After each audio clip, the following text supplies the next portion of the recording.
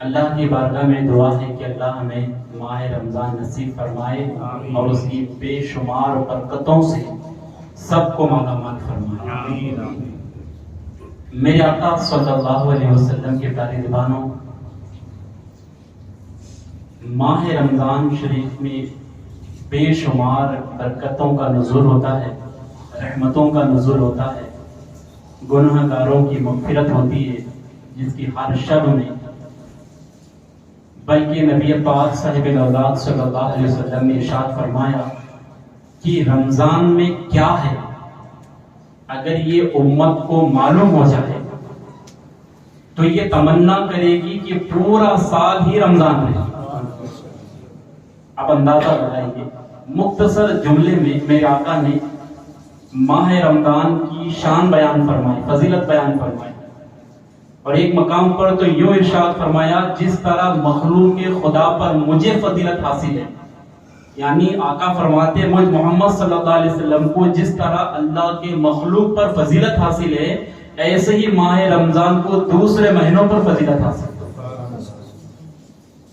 اور جس کا ہر لمحہ لمحہ نیکیوں بھرا ہوا ہے، ہر سعادت، ہر گھڑی نیکیاں ہی نیکیاں، برکتیں ہی برکتیں، رحمتیں ہی رحمتیں۔ آپ اندازہ لگائیں اگر ماہ رمضان میں کوئی نفلی عبادتیں کرتا ہے تو اسے فرض کا ثواب ملتا ہے، اور کوئی فرض ادا کرے اس فرض کو 70 گنا بڑھا دیا جاتا ہے۔ سبحان اللہ۔ اور دوسری بات شاید آپ جلدی سمجھ جائیں گے اس کو، ماہ رمضان اور روزہ یہ وہ برکتیں اللہ اس مہینے میں لوٹاتا ہے۔ صوفیہ کے نزدیک بزرگان دین ایک تقوی کی دولت حاصل کرنے کے لیے محنتیں کرتے ہیں، مشقتیں کرتے ہیں، جن کو ہم آسان زبان میں یہ کہیں گے کہ کئی مہینوں تک چلہ کشی کرتے ہیں، ترک جمالی، ترک جلالی، ان تمام چیزوں سے گزر کر ذکر الہی میں مشغول رہتے ہیں، تب جا کے انہیں ایک ایسی دولت ملتی ہے، اسے کہتے ہیں کہ اللہ دیکھ رہا ہے، وہ ان کے ذہن میں، دل میں نقش ہو جاتا ہے۔ اللہ والوں کے، صوفیہ کے، بزرگان دین کے یہ بڑی قیمتی دولت ہے کہ اللہ مجھے دیکھ رہا ہے۔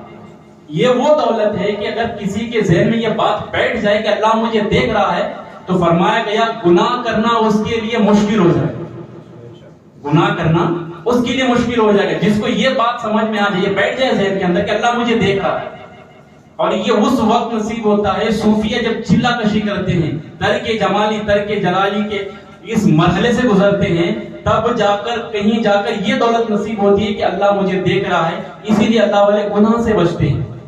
مگر یہ وہ دولت جو اللہ دیکھ رہا ہے، یہ اللہ ماہ رمضان میں سب کے لیے عام کر دیتا ہے، سب کو بانٹ دیتا ہے اللہ تعالیٰ، بغیر چلہ کشی کیے، بغیر ترک جمالی کے، ترک جلالی کے، اللہ تعالیٰ بغیر مراقبے کے یہ دولت عام و خاص کو سب کو بانٹ دیتا ہے۔ یہی وجہ ہے نا صاحب کہ جب بندہ روزہ رہتا ہے تو پھر اس کے سامنے مشروب غذائیں موجود ہو، مشروبات موجود ہو، لذیذ غذائیں موجود ہو، پھر وہ مکفل ہو، کمرے میں بند ہے، اور پھر کڑکتی گرمی ہے، حلق سوکھ کے کاٹا ہوئی ہے، زبان تالوں پہ لگ رہی ہے، ایسے حالات میں بھی ان تمام چیزوں کو ایک گھونٹ بھی نیچے نہیں اتارے گا۔ وہ یہ کہے گا کہ میں مکفل ہوں، کمرے کے اندر کوئی دیکھ نہیں رہا ہے، مگر وہ دل کہے گا نہیں کوئی دیکھے نہ دیکھے میرا رب دیکھ رہا ہے۔ بڑوں کی بات چھوڑیے، چھوٹا بچہ بھی، جب چھوٹے چھوٹے بچے ہمارے روزہ رکھتے ہیں، جب دوپہر کا وقت ہوتا ہے تو بچے کا چہرہ کملا جاتا ہے، ادھر جاتا ہے، پھر ماں کا دل کلیجہ منہ پہ آنے لگتا ہے، پھر ماں کہتی ہے بیٹا ابھی تو چھوٹا ہے، یہ تھوڑا ٹھنڈا سا یہ شربت بنایا پی لے۔ وہ بیٹا کہتا ہے میں روزے سے ہوں، نہیں بیٹا ابھی چھوٹا ہے پی لے تو۔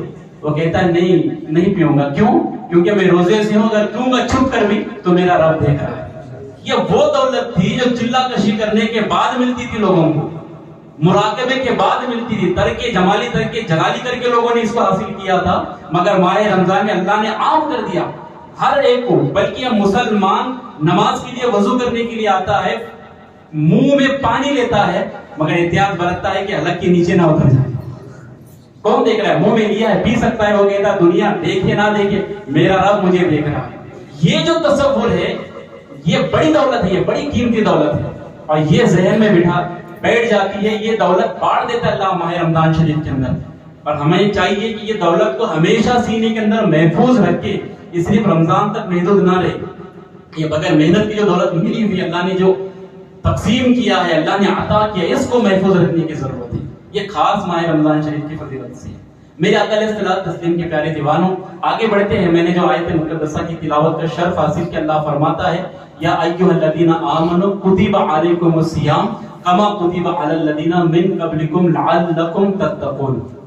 ایمان والو تم پر روزے فرض کیے گئے. کیا ہے روزے ہم پر فرض ہے. اگر کوئی روزے کی فرضیت کا انکار کر دیتا ہے تو پھر وہ مسلمان نہیں رہتا, کافر بن جاتا. روزے کی فرضیت کا انکار کرنے والا.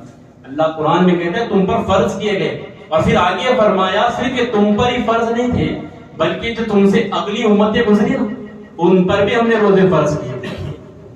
یا ایھا الذین آمنوا کتب علیکم الصیام کما کتب علی الذین من قبلکم لعلکم تتقون. مالک یہ روزہ رکھنے کا فرض ہم پر ہو گیا, ہم سے اگلوں نے بھی روزے رکھے, تو اس کا نتیجہ کیا ہے, اس کا رزلٹ کیا ہے, اس سے حاصل کیا ہونے والا ہے؟ تو مولا نے فرمایا لعلکم تتقون, تاکہ تمہیں پرہیزگاری ملے, تو متقی بن جاؤ, تقوی کی دولت تمہیں نصیب ہو جائے. اب سوچنے اور سمجھنے والی بات یہ ہے کہ روزہ رکھنے کے بعد انسان کو تقوی ملے گا, انسان کیا پرہیزگار بنتا ہے؟ قرآن کہہ رہا ہے, اللہ کہہ رہا ہے, اور پھر یہ کہتا ہے کہ تم یہ مت سمجھنا کہ ہم نے تمہیں ہی بھوکا پیاسا رہنے کا حکم دیا ہے, روزہ رکھنے کا تم پر ہی حکم دیا, نہیں تم سے اگلوں پر. حضرت علامہ اسماعیل حقی رحمۃ اللہ تعالی بہت بڑے مفسر ہیں, آپ نے لکھا کہ حضرت آدم علیہ نبینا علیہ الصلوۃ والسلام کی اولاد میں سے تیسرا بادشاہ گزرا, ملک تیمورس ثالث جس کا نام تھا. اس کے دور میں قحط پڑا, برگال پڑا ایک علاقے میں, وہاں پر بارش کا ایک بوند بھی نہیں برسا, لوگ دانے دانے کے لیے بوند بوند کے لیے ترسنے لگے. تو بادشاہ نے اپنے تمام رعایا کو جمع کیا, عوام کو, اور یہ حکم دیا, کہا کہ فلاں علاقے میں قحط پڑا ہے, لوگ دانے دانے کے لیے ترس رہے ہیں, تو یہ ہماری ذمہ داری بنتی ہے, بھائی چارہ ہے کہ ہم پیٹ بھر کر کھا کر رہے, اور ہمارے پڑوس میں شہر میں جہاں پہ قحط پڑا ہے وہ لوگ بھوکے مرے, یہ ہمارے لیے زیبا نہیں دیتا, اچھا نہیں ہے, ہمارے دل کو گوارا نہیں ہوتا. تو عوام نے کہا کہ بادشاہ سلامت ہمیں کیا حکم ہے, کیا کرنا چاہیے؟ تو بادشاہ نے حکم دیا ایک کام کرو کہ 2 ٹائم کھانا کھاتے ہو آپ, تو 1 ٹائم کھاؤ, اور 1 ٹائم کا کھانا ان جو قحط زدہ ہے جہاں پہ قحط پڑا اس علاقے میں پہنچائیں. لوگ بڑے خوش ہوئے, دل سے اس حکم کو قبول کیا, اور خوشی خوشی لوگ ایک ہی وقت کا کھانا کھاتے اور پھر دوسرے وقت کا کھانا ان لوگوں کو پہنچا دیتے جن کے یہاں کھانا نہیں, قحط پڑا ہوا ہے. اور یہ عمل اللہ کو اتنا مقبول ہوا, اتنا پسند آیا اللہ کی بارگاہ میں کہ اللہ نے فرمایا جو تم نے یہ عمل کیا ہے نا, یہ عمل بھی یہ عبادت ہے, ہم اس کو اتنا پسند کرتے ہیں, اس کو عبادت میں شمار فرماتے ہیں. اس کے بعد پھر اور بھی روزے جو فرض ہوئے اصل میں یہ سن 2 ہجری میں فرض ہوئے, مگر اس سے قبل بھی سرکار مدینہ صلی اللہ علیہ وسلم ایام 20 کے روزے رکھا کرتے تھے, اور بھی دیگر روزے بھی رکھتے تھے سرکار صلی اللہ علیہ وسلم, اور سرکار سے پہلے امتی بھی روزہ رکھا کرتے تھے, جیسا کہ اس آیت مقدسہ میں یہ بیان کیا جاتا ہے. اب روزے کا رزلٹ بھی بیان کیا گیا, روزے کا نتیجہ یہ بیان کیا جا رہا ہے کہ روزے رکھنے سے انسان کو تقوی ملے گا, اللہ کی خوف کی ڈر کی دولت نصیب ہوگی, انسان پرہیزگار بنے گا, متقی بنے گا. اب ہمارا سادہ سا ذہن ہے کہ یہ سوچنے پر مجبور ہے کہ یہ کیسے ہو سکتا ہے کہ آدمی بھوکا رہے, پیاسا رہے اور نیک بن جائے. یہ کہ ایسا تو نہیں کہ لوگوں کے ذہن میں آتا ہے کہ راشن بچاؤ مہم چل رہی ہے کہ بھوکے رہو مہینہ بھر پھر راشن بچے گا. صاحب ایسا نہیں ہے, بلکہ اگر آپ کیلکولیشن کریں گے نا, جتنا مسلمان رمضان میں کھاتے ہیں جتنا راشن خرچہ ہوتا ہے اور دوسرے مہینوں میں نہیں ہوتا ہے, جتنا بجٹ بڑھ جاتا ہے رمضان شریف میں دوسرے مہینے میں اتنا خرچہ مسلمان نہیں کرتے, کیونکہ یہ برکتوں والا مہینہ ہے, مسلمان کا رزق بڑھا دیا جاتا ہے رمضان میں. دیکھیے جس کو کبھی پھل فروٹ کھانا بھی نصیب نہیں ہوا کرتا مگر ہر روز افطاری کے وقت پھل فروٹ کھاتا ہوا نظر آتا ہے, کیوں؟ اللہ نے رزق بڑھا دیا ہے. غریب سے غریب آدمی بھی اچھا سے اچھا کھانا کھاتا ہے رمضان میں, کیوں؟ اس کا رزق بڑھا دیا گیا. اب بتا یہ رہا ہوں میں آپ کو کہ رمضان میں جو روزے رکھتے ہیں, بھوکے پیاسے رہتے ہیں, کیا اسے انسان کو تقویٰ ملے گا, پرہیزگار ہوگا؟ جی ہوگا. اس کی وجہ یہ ہے کہ رمضان کے حوالے سے فرمایا گیا کہ ماہ رمضان شریف میں اللہ تعالیٰ شیطان کو قید فرما دیتا ہے. شیطان کو قید فرما دیا جاتا ہے, شیطان قید ہو جاتا ہے. اور رمضان کی فضیلت میں ساری چیزیں بیان کی گئی کہ شیطان قید ہوگا, جنت سجائی جائے گی, جہنم کے دروازے بند کر دیے گئے, جنت کے دروازے کھول دیے جائیں گے. اور یہاں تک کہ اگر ماہ رمضان میں کسی نے ایک مرتبہ سبحان اللہ کہا تو اسے 1,00,000 مرتبہ سبحان اللہ کہنے کا ثواب ملتا ہے. ایک مرتبہ درود پاک پڑھا تو 1,00,000 مرتبہ درود پاک پڑھنے کا ثواب ملتا ہے. اور اسی مہینے میں شیطان قید کر دیا جاتا ہے. قید کیا, یہی وجہ ہے نا صاحب, جو جمعہ کی نماز پڑھتا تھا رمضان میں تراویح کی یہاں 20 رکعت پڑھتے ہوئے دیکھا گیا. اسے کیوں کر رہا ہے وہ؟ کیونکہ شیطان قید کیا گیا. جو سال میں کبھی قرآن کھول کے دیکھتا نہیں تھا, ماہ رمضان میں 4 5 قرآن ختم کرتا ہوا نظر آتا ہے. کیوں ایسا؟ کیونکہ شیطان قید ہوا ہے. جو 5 وقت کی نماز پڑھتے تھے وہ رمضان شریف میں تہجد کی نماز پڑھتے ہوئے نظر آتے. وہ کبھی 10 روپے مسجد میں دیتے نہیں تھے, آج افطاریوں پہ افطاریاں کرا رہے ہیں, مسجدوں کے اندر خرچہ دے رہے, بہت کچھ کر رہے ہیں, صدقات کر رہے, خیرات کر رہے, زکات نکال رہے. یہ سب کیوں ہو رہا ہے؟ کیونکہ شیطان قید ہے. مگر دوسری طرف دیکھیے, غیبت کی محفلیں جیسی کی ویسی ہی, زبان جھوٹ بول رہے جیسے ویسے ہی بول رہی ہے, نظریں ناپاک ہے, نظریں ناپاک ہی رہ گئی ہے. ایک دوسرے کو دھوکہ دینا برقرار ہے, ایک دوسرے کو گالی دینا جاری ہے. حرام, رشوت خوری, یہ سب دھندے چل ہی رہے ہیں. آخر یہ کیوں ہے؟ ایک تو شیطان قید تھا تو عمل کے اندر برکتیں آئی, مگر دوسری طرف ہم دیکھتے ہیں کہ جو کا تو یہ انسان ابھی بھی اس کے اندر وہ غیبتوں کا, چغلی کا, برائیوں کا, گناہوں کا ماحول ابھی بھی برقرار ہے. اس کی وجہ کیا ہے؟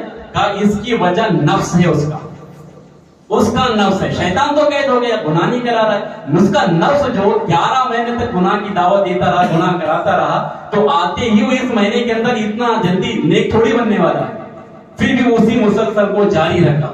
تو کافی اس کو کیسے روکا جائے؟ کہ اس کو روکنے کی طاقت روزہ. نفس کو روکنے والی طاقت کیا ہے؟ وہ روزہ ہے. شیطان کو اللہ نے قید کیا تو اپنے نفس کو روزہ رکھ کر قید کر دیا. ہم یہ سمجھتے ہیں نا کہ ہمارا دشمن شیطان ہے. یہ بالکل حق ہے, مگر ہمارا ایک دشمن نہیں ہے. آپ یہ بات کو ذہن میں رکھیے گا, ہمارے 2 دشمن ہیں. کتنے دشمن ہیں؟ 2 دشمن ہیں. ایک شیطان, دوسرا ہمارا نفس ہے. دوسرا ہمارا نفس. صوفیہ کے درمیان اس بات کو لے کر کافی بحث ہوئی, گفتگو کی گئی کہ شیطان بڑا دشمن ہے یا نفس بڑا دشمن ہے. 2 دشمن ہمارے ہیں, تو ان دونوں دشمن میں بڑا کون ہے؟ ہمارا بڑا دشمن کون سا ہے؟ بڑا دشمن شیطان نہیں ہے, ہمارا نفس ہے. ہم یہ آج تک یہ سمجھ رہے کہ شیطان ہمارا بڑا دشمن ہے. صاحب شیطان نہیں, بلکہ بڑا دشمن ہمارا نفس ہے. وہ کیوں ایسا؟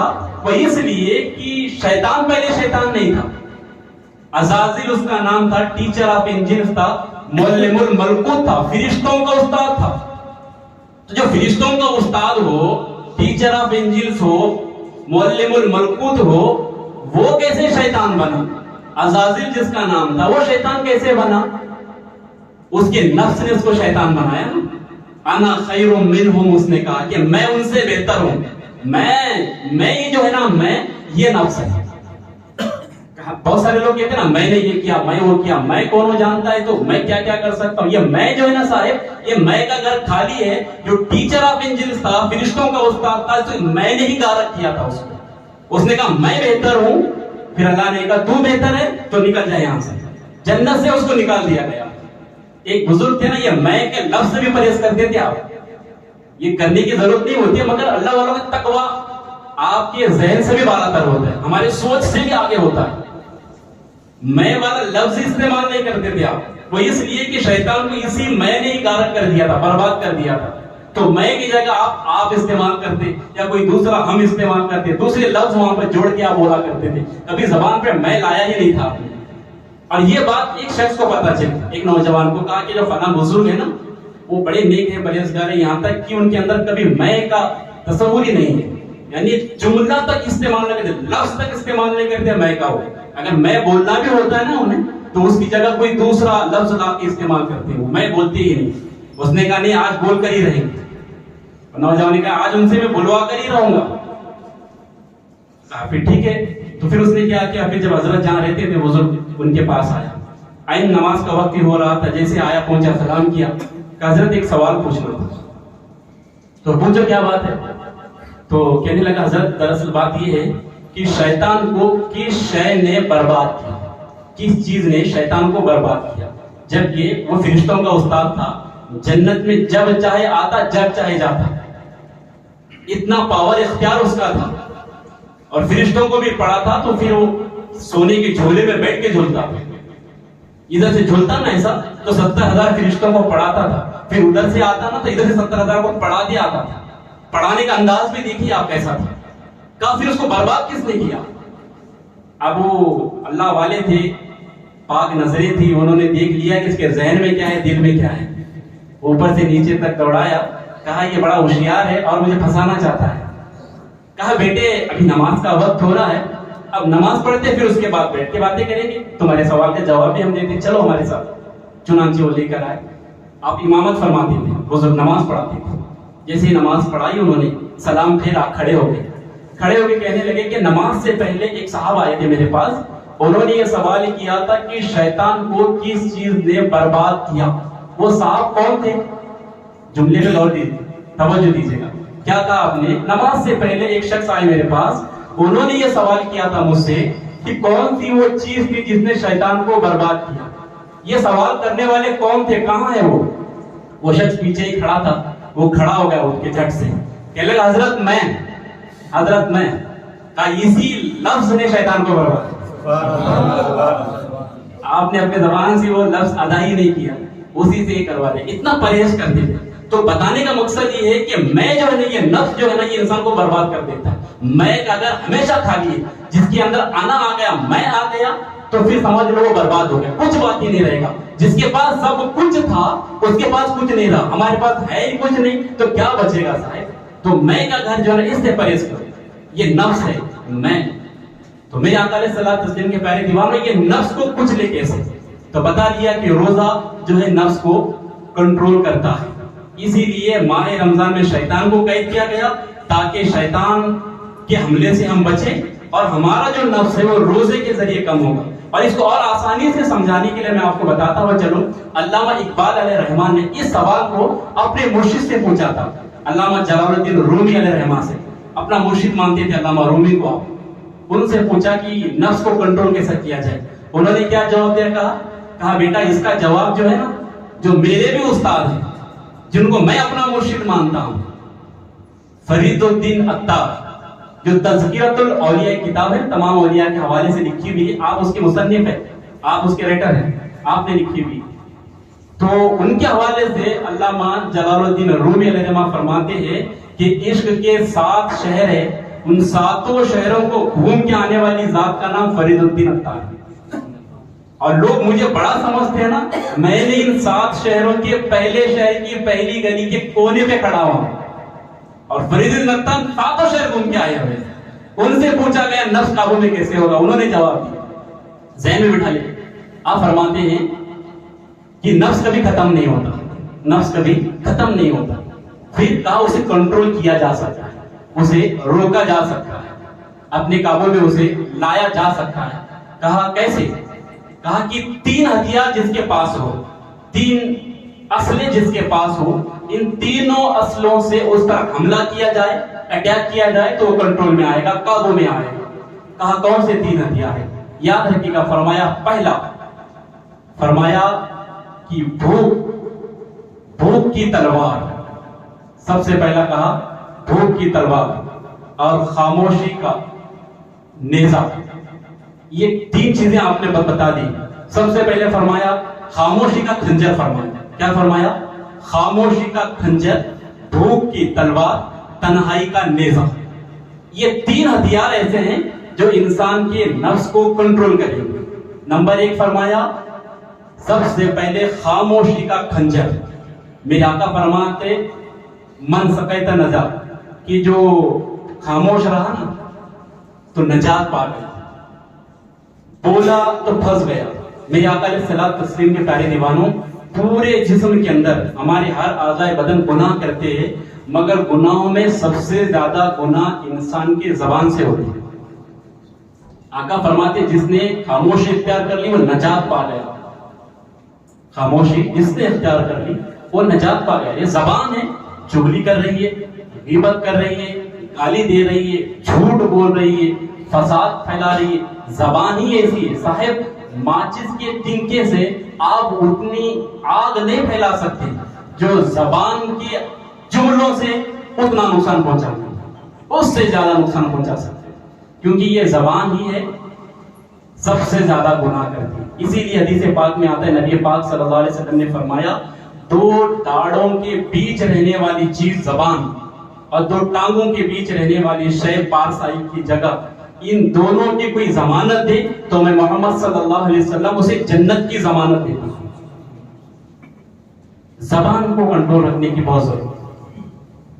इसीलिए फरमाया जाता है कि जिसने अपनी जबान का सही इस्तेमाल किया तो वो हर बला से बचेगा, हर परेशानी से बचेगा। इसीलिए मेरे आका अलैहिस्सलातु वस्सलाम के प्यारे दीवानों, हमें चाहिए अपनी जबान की हिफाजत करें, जहां बोलना है वहीं बोले, और बिला वजह हम बोलने लग जाते हैं।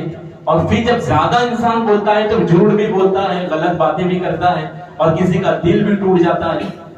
तो इसलिए जबान से तोल के बोलने का हुक्म दिया गया, क्योंकि जबान सबसे ज्यादा गुनाह है, इसलिए जबान की हिफाजत है। ये खामोशी का खंजर है और भूख की तलवार। दूसरा, आप नफ्स पे कंट्रोल करना चाहते हैं तो भूख की तलवार है।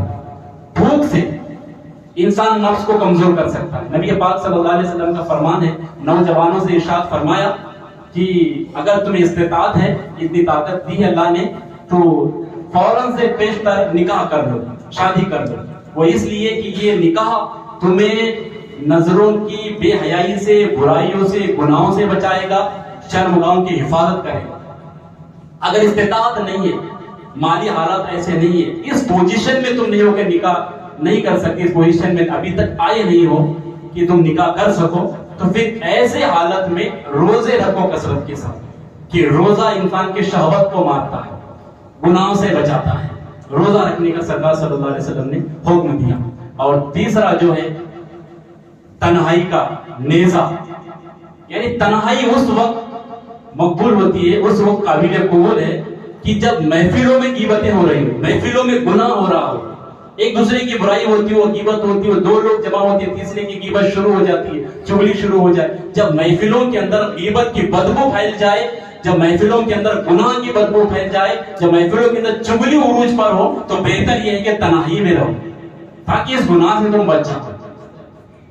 शाह नक्शबंद बुखारी अलैहि रहमा फरमाते हैं, मेरे नजदीक दुनिया में सबसे बेहतरीन जगह मस्जिद है, अल्लाह का घर, और दूसरी बेहतरीन जगह नेक और सालिह मर्द कलंदर, जो अल्लाह का नेक और सालिह बंदा है, उसके सोबत में रहना, उसके साथ रहना। 1000 किताबें पढ़कर भी वो सबक, वो दर्स आप हासिल नहीं कर सकते, चंद लम्हे किसी नेक शख्स के साथ गुजार के हासिल कर सकते। और फिर तीसरी जगह आप फरमाते हैं तन्हाई में रहना, और चौथी जगह जो है वो हलाकत के सिवा कोई दूसरी बात ही उसके अंदर नहीं। हमें भी चाहिए कि अगर हम ये चाहते हैं कि नफ्स को अपने काबू में कर ले, कंट्रोल में कर ले, तो शबीर रिसालत के परवान में ये चीजें आने की जरूरत है। वरना जिस तरह हजरत शेख सादी अलैहिर्रहमा फरमाते हैं कि मैं नफ्स को हमेशा कुचलता रहता, मगर फिर भी वो मोटा ताजा है, गुनाह के लिए मुझे उबारता था। मैंने कहा आखिर ऐसा क्यों करता है तू? तो उसने ये जवाब दिया था कि तुम नफ्स की ख्वाहिश तो पूरी नहीं करते, मगर इतना है कि जब तुम रास्ते से, बाजार से गुजरते हैं ना, तो फिर लोग देख के कहते देखो ये अल्लाह का वली जा रहा है, देखिए बड़े बुजुर्ग जा रहे हैं, ये देखो ये आलिम दीन जा रहा है, ये अच्छा इंसान जा रहा है। कहा नफ्स कहता है कि यही तो मेरी गिज़ा है, इसी से मुझे ताकत मिलती है, इसी से मुझे पावर मिलता है। साहब अगर कोई आपको गाली दे तो आपको बुरा लगेगा, तारीफ करेंगे तो खुश हो जाएंगे, यही तो नफ्स का खुश होना है। शेख सादी अलैहिर्रहमा, माह रमजान शरीफ का दौर चल रहा था, महीना था, आप सफर में थे, जब एक देहात वालों को पता चला कि शेख सादी अलैहिर्रहमा आ रहे हैं, तो देहात वालों ने पूरे देहात को सजा दिया। उस दौर का था, उस दौर में खबर मिलना भी मुश्किल हुआ करती थी। सोशल मीडिया का दौर नहीं था ना कि लोग फौरन समझ जाए कि कौन कहाँ जा रहा है, कौन कहाँ से ताल्लुक है। तो लोगों ने सिर्फ सुना था कि अल्लाह के नेक वली है, एक बहुत अच्छे बुजुर्ग बंदे हैं, तो कहीं सफर कर रहे हैं, हमारा देहात बीच में आ रहा है। तो उन्हें पता चला तो उन्होंने पूरे शहर को सजाया दुल्हन की तरह, पूरे गांव को, और इंतजार में पल के बिछा के खड़े रहे कि अल्लाह का नेक बंदा आ रहा है, अल्लाह का नेक वली आ रहा है, अल्लाह का दोस्त आ रहा है। अब जब आप अंदर तशरीफ लाए उस देहात के अंदर, तो लोगों ने आपके शान में, लोगों ने आपके इस्तिकबाल में, आपकी मोहब्बत में, आपके प्यार को जाहिर किया। नारे लगाते रहे, फूलों की मालाएं पेश की, कोई चादर पेश कर रहा है, कोई फूल डाल रहा है, कोई नारे लगा रहा है। राहों में लोगों ने पल के बिछाए हुए, आपके दीदार के लोग ऐसे तड़प रहे जैसे बगैर पानी की मछली तड़पा करती है। जब ये मंजर आपने देखा ना हजरत शेख सादी अलैहिर्रहमा कि लोग मेरे इतने दीवाने, कोई हाथ चूम रहा है, कोई कदम चूम रहा है, कोई सर पे शॉल डाल रहा है, कोई माला पहना रहा है, कोई फूल पेश कर रहा है, लोग इतने दीवाने में देहात वाले हो गए। तो फिर आप थोड़ी दूर जाने के बाद आपने क्या किया, अपनी झोली में से एक रोटी का सूखा टुकड़ा निकाला और उसको चबाने लगे, सामने के दांतों से खाने लगे आप। जब ये मंजर लोगों ने देखा ना, जो आप पे जान छिड़क रहे थे, फूलों की माला पेश कर रहे थे, शाले पेश कर रहे थे, नारे लगा रहे थे, राहों में पलके बिछाए हुए थे, जब उन्होंने ये मंजर देखा तो सोचने लगे यार जिनको हम अल्लाह का वली कहते थे, जो बड़े नेक है, परहेजगार है, मुत्तकी है, इस हवाले से सुना था, माह रमजान चल रहा है, रोजे के अय्याम है, और ये इतने अल्लाह के वली होने के बावजूद भी रोजा नहीं रखा इन्होंने। फौरन लोगों के दिल से जो मोहब्बत थी आपके हवाले से कम हो गई। ये लोगों ने जो राहों में पलके बिछाए थे ना, वो दूर दूर हटने लगे। जिनको नेक समझते थे वो तो रोजा भी नहीं रखते। हमारे छोटे छोटे बच्चे रोजा रखते हैं और इन्होंने रोजा भी नहीं रखा, और ये कहते हुए धीरे धीरे करके सारा मैदान खाली हो गया। पूरे देहात के लोग जितने दूर दराज से सब खाली हो गए। आपका एक खादिम जो आपके साथ आ रहा था वही तन्हा आपके साथ खड़ा था। कहने लगा हजरत आपने क्या कर दिया, लोग इतने दीवाने थे, आपके हवाले से बहुत कुछ सुन रखा था, इन्होंने आपको बड़ा चाह रहे थे, अदब कर रहे थे, एहतराम कर रहे थे, मोहब्बत पेश कर रहे थे। मुझे सवाल ये करना है हुजूर, गुस्ताखी माफ हो, रमजान का महीना है, आपने रोजे नहीं रखे? अल्लाह अकबर। शेख सादी का जवाब सुनिए। कहने लगे कि मुझे अल्लाह ने इख्तियार दिया है, पावर दिया है, चाहे मैं रखूं या ना रखूं। मुरीद और परेशान हो गया, हाँ आपको कैसे इख्तियार मिल गया, जबकि कुरान के अंदर रोजे फर्ज करने का हुक्म दिया गया, आप कहते हैं रखा हो या ना रखो ये मेरा इख्तियार है, अल्लाह ने मुझे दिया, वो कैसे हो सकता है? तो आपने इरशाद फरमाया तुझे मसला मालूम नहीं है, मुसाफिर के लिए इख्तियार है। मैं सफर में हुए मुसाफिर हूं, चाहे रखूं या ना रखूं, बाद में इसको रखना है मुझे। जितने छूट जाएंगे वो मुझे बाद में रखना है। अब मैं सफर में हूं तो ये शरीयत ने मुझे छूट दी है, उसका फायदा उठा रहा हूं मैं। तो कहा ठीक है ये बात तो समझिए, मगर ये नहीं समझ में आई कि आप रोटी का टुकड़ा क्यों चबा के खा रहे थे इतने सारे लोगों के सामने। जवाब सुनो मुसलमानों, आप इरशाद फरमाते दरअसल बात ये थी कि जैसे मैं इस देहात में दाखिल हुआ, लोग मुझे देखने के लिए, मेरे पर जान छिड़कने के लिए तैयार थे। कोई नारे लगा रहा है, कोई हाथ दस्तबोसी कर रहा है, कोई कदम चूम रहा है, कोई गले में फूल की माला डाल रहा है, राहों में लोग पलके बिछाए हुए इतनी मोहब्बत, इतना अदब कर रहे हैं, मुझे बहुत बड़ा समझ रहे हैं लोग। तो उस वक्त मेरे नफ्स ने मुझसे कहा ओ सादी देख लो, इन सारे लोगों में सबसे बेहतरीन, सबसे बड़े, सबसे परहेजगार, मुत्तकी कोई और नहीं है सिवाय तुम्हारे। मेरे नफ्स ने मुझसे कहा कि तुम सबसे अच्छे हो, तो मैंने नफ्स से कहा तुझे तेरी औकात बताता, इसलिए मैंने रोटी से टुकड़ा निकाला, झोली में से रोटी का टुकड़ा निकाला, और जब मैं चबाने लगा तो लोगों ने समझ गए कि ये हमसे अच्छे नहीं है, ये हम तो इनसे अच्छे हैं। फिर नफ्स अपने ठिकाने पे आ गया। मैंने अपने नफ्स को कुचला, नफ्स को कुचलने के लिए, और रोजा यही दर्श देता है। रोजे का मकसद ये है कि तुम अपने नफ्स को कुचलो। रोजा रख करके अगर हमने ये ना किया तो फिर कुछ भी हासिल ना किया। इसलिए मैं रोजा न रख कर भी उस मकसद को ध्यान में बिठाया हूं कि अपने नफ्स को कुचलना। असल रोजे का मकसद यही है कि लअल्लकुम तत्तकून, ताकि तुम्हें तकवा मिले।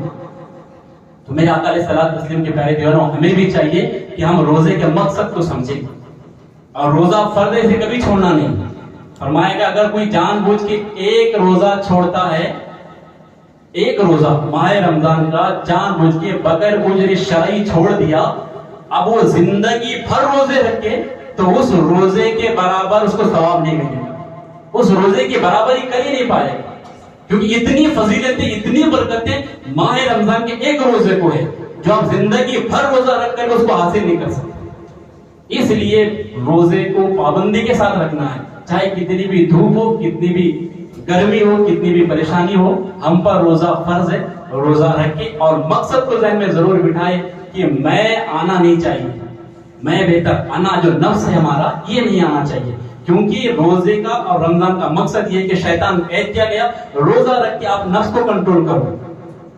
شیطان اس وقت تک حملہ نہیں کرتا جب تک کہ اس میں نفس شامل نہیں ہوتا، نفس شامل ہو کر ہی شیطان ہم پہ حملہ کرتا ہے۔ ایک بزرگ کہتے تھے نا، کلاڑی سے درخت کہتا ہے کہ تیری اوقات نہیں کہ تو مجھے کاٹ سکے۔ درخت جو ہے نا کلاڑی سے کہتا ہے کہ تیری طاقت نہیں ہے، تیری اوقات نہیں کہ تو مجھے کاٹ سکے، مگر تو کاٹ اس لیے رہا ہے کہ گھر کا بھیدی تجھ سے ملا ہوا ہے۔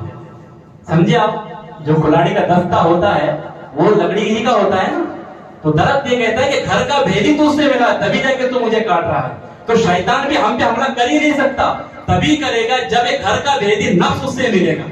شیطان یہ دشمن ہے، چور ہے ہمارا، اور ہمارا نفس یہ بھیدی ہے۔ دیہاتوں کے اندر کہیں چوری ہوتی ہے نا تو سارے بزرگ بیٹھ جاتے جمع ہو کے اور پلان کرتے چور کہاں سے آیا، کیوں آیا، کیسے آیا۔ سارے بزرگ مل کر ایک پوائنٹ پہ جمع ہوتے، ایک نقطے پہ جمع ہوتے، سب یہی کہتے ہیں چوری ہونے کا ایک ہی سبب ہے کہ گھر کا بھیدی ملا ہوا ہے چوروں سے۔ باہر سے آ کر ان کی کیا ہمت کے چوری کر سکے؟ یہیں سے کسی نے ٹپ دیا ہوگا، یہیں سے کسی نے میسج پہنچایا ہوا ہے کہ گھر کا بھید ہی ملا تبھی جا کے چوری ہوئی ہے۔ تو ہم سے گناہ نہیں ہو سکتے، شیطان نہیں کرا سکتا ہم سے گناہ۔ اگر گناہ ہو رہے ہیں تو ہمارا نفس اس سے ملا ہوا ہے، پھر جا کے گناہ ہوتے ہیں۔ اس لیے رمضان شریف میں روزے رکھ کے اپنے نفس کو کنٹرول کریں، گناہوں سے بچائے۔ اور یہ دولت جو میں نے شروع میں بتائی تھی کہ اللہ دیکھ رہا ہے، اس کو ہمیشہ ذہن میں محفوظ رکھیں۔ ہم حلق سوکھنے کے باوجود بھی ایک گھونٹ پانی بھی حلق کے نیچے روزے دار اتارتا نہیں ہے، کیوں؟ کیونکہ اس کے ذہن میں یہ بات محفوظ ہے کہ میرا اللہ دیکھ رہا ہے۔ تو ایسے ہی ہمیشہ اگر آپ کسی کا مال چوری کر رہے ہیں یا آپ کا نقلی مال ڈپلیکیٹ مال کو اصلی کر کے بیچ رہے ہیں تو کیا اللہ دیکھ نہیں رہا؟ تب بھی اللہ دیکھ رہا ہے۔ آپ کسی کو دھوکہ دے رہے ہیں، آپ پہ وہ بھروسہ کر کے آپ سے سودا کر رہا ہے تو کیا اللہ دیکھ نہیں رہا ہے؟ اللہ دیکھ رہا ہے۔ جہاں یہ اللہ دیکھ رہا ہے بات بیٹھ جائے آپ کے ذہن کے اندر، دلوں کے اندر نقش ہو جائے تو انسان ہر گناہ سے بچے گا، پھر نفس آپ کی کنٹرول میں آئے گا۔ یہ نفس کو کنٹرول کرنے کا بہترین ذریعہ روزہ رکھنا ہے۔ میرے آقا علیہ الصلوۃ والسلام کے پیارے دیوانوں، پھر آنے والے جمعہ کے اندر روزے کے مسائل بھی ہم بیان کریں گے۔ چند باتیں میری جو ذہن میں آئی وہ بتاتا ہوں۔ چلو دیکھیے، بہت سارے لوگ کیا کرتے ہیں، سحری کے اندر وقت جو دیا گیا اس وقت سے 2 منٹ پہلے، جو آج تو آسانی کا دور ہے، کارڈ وغیرہ بھی آ گئے، آپ کے موبائل کے اندر ٹائمنگ بھی آ گیا، سب چیزیں آ گئی، تو جو بتایا جا رہا ہے احتیاطاً اس سے 1-2 منٹ پہلے ہی آپ سحری کرنا چھوڑ دیں۔ بہت سارے لوگ کیا کرتے ہیں، اذان تک سحری کا وقت سمجھ لیتے ہیں، ابھی اذان نہیں ہوئی ہے تو ابھی کھاتے ہی رہو، چلو پیتے رہو۔ کوئی کھانے کے بعد سوچتا ہے کہ یار میں تمباکو کھاتا ہوں، ابھی بیٹھا ہوں، ابھی اذان کی آواز ہے تب چھوڑے۔ کچھ لوگوں کا بھی یہاں تک پونا شہر میں، دیہاتوں کی بات نہیں کر رہا، نماز اذان تک کا وقت نہیں، اذان کے اندر جب تک مؤذن صاحب حیا علی الصلاۃ نہیں ہوتے تب تک کھا پی سکتے ہیں۔ اللہ اکبر۔ تو ایسا کچھ نہیں ہے، ایک چیز ہوگی۔ دوسری چیز، آپ جب مہینے بھر کے روزے رکھنے کبھی ایسا ہو گیا سحری میں آنکھ کھلی نہیں آپ کی، تو پھر آپ کیا کر دیتے، روزہ ہی چھوڑ دیتے، آج میں نے سحری نہیں کیا، روزہ نہیں۔ دیکھیے سحری کھانا سنت ہے، روزہ رکھنا فرض ہے۔ سحری کھانا یہ سنت ہے، اس کو ترک نہ کرے، سنت سے محروم رہیں گے، برکتوں سے محروم رہیں گے۔ اگر بالفرض آنکھ نہ کھلی کسی وجہ سے آپ سحری کر نہ پائے تو روزہ نہ چھوڑے آپ، کیونکہ روزہ فرض ہے۔ سنت چھوٹ جائے تو آپ کیا فرض چھوڑ دیں گے؟ نہیں، آپ کو روزہ رکھنا ہی رکھنا ہوگا، ایک چیز۔ اور دوسری چیز دیکھیے، پھر افطاری کی دعا ہم نے اس کی پہلے بھی آپ کو بتا دیا تھا، شاید آپ سب لوگوں کو پتا ہوگا۔ افطاری کی جو دعا ہوتی ہے وہ روزہ کھولنے کے بعد پڑھنے کی، روزہ کھولنے کے بعد افطاری کی دعا پڑھیں، اس سے پہلے روزہ کھولے۔ روزہ کیسے کھولے؟ جیسے ٹائم ہوگا، مثال کے طور پر 6:50 میں افطاری کا ٹائم، ایک ایگزامپل دے رہا ہوں اندازاً 6:50 میں افطاری کا ٹائم ہے۔ جیسے ہی 6:50 ہو گئے، بسم اللہ پڑھیے اور کھجور سے یا دیگر اور چیزوں سے آپ افطار کر لیجیے۔ جیسے آپ افطار کر لیے، آپ دعا کیجیے، افطاری کی دعا آپ پڑھیے، کیونکہ افطاری کی دعا کا جو یہی مفہوم ہے کہ میں نے روزہ رکھا اللہ کے لیے، اللہ کا دیا ہوا رزق سے میں روزہ افطار کرتا ہوں۔ یہ سارے جو کر چکے ہیں نا وہ اس کا ترجمہ بنتا ہے۔ آپ کرنے سے پہلے ہی وہ دعا پڑھ لیں گے، ابھی کیے نہیں تھے، آپ کرنے سے پہلے دعا پڑھ رہے ہیں۔ تو کرنے سے پہلے نہیں، پہلے افطاری کریں گے پھر اس کے بعد آپ دعا پڑھیں گے. آئی بات سمجھ میں؟ ایک چیز ہوگی. اور ایک دیکھیے مسئلہ یہ ہوتا ہے کہ حلق کے نیچے روزے کا پانی اترنا نہیں چاہیے. آپ وضو کرتے کرتے کبھی ایسا ہوا کہ غلطی تھی کسی نے دھکا مار دیا، حلق کے نیچے پانی اتر گیا، روزہ ٹوٹ جائے گا. آپ یہ بولیں گے کہ میں چاہتا نہیں تھا، مجھے یاد تھا روزہ سب تھا، اس فلاں نے دھکا مارا اس کی وجہ سے پانی چلا گیا میرے منہ میں، تو آپ میرا کیا قصور ہے، روزہ میرا کیوں ٹوٹے گا؟ کہا جی بالکل روزہ ٹوٹے گا، کیونکہ حلق کے نیچے کوئی چیز چلی جائے گی روزے کو توڑ دے گی.